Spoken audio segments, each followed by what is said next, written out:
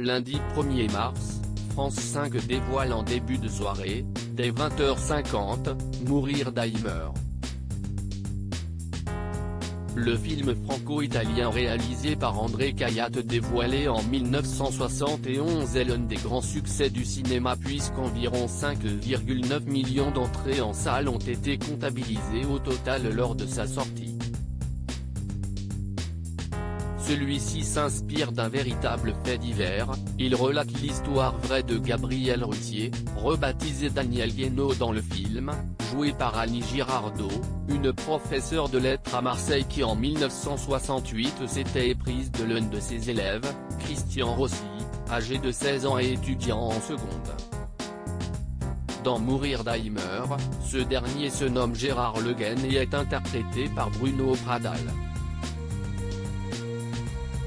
Les parents du jeune homme se sont rapidement opposés à cette relation qu'ils voyaient d'un mauvais œil à cause de leur différence d'âge.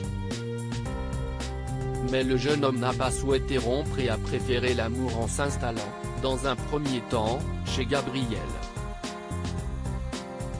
Puis il a été envoyé dans un lycée d'Argelès afin de l'éloigner de la professeure, il a accepté à condition qu'il puisse continuer à lui écrire, mais les lettres ont été interceptées. Suite à une fugue de l'étudiant, qui a rapidement été rejoint par Gabriel, le père de Christian a porté plainte pour enlèvement et détournement de mineurs.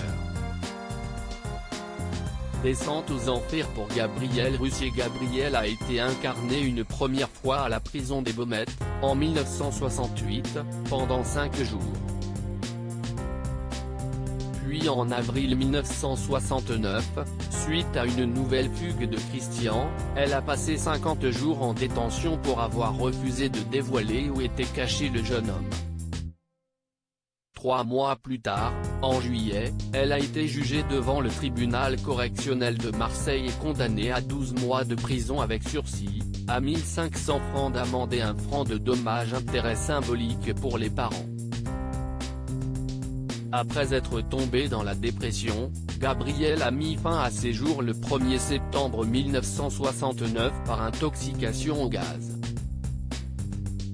Elle est enterrée au cimetière du Père-Lachaise à Paris.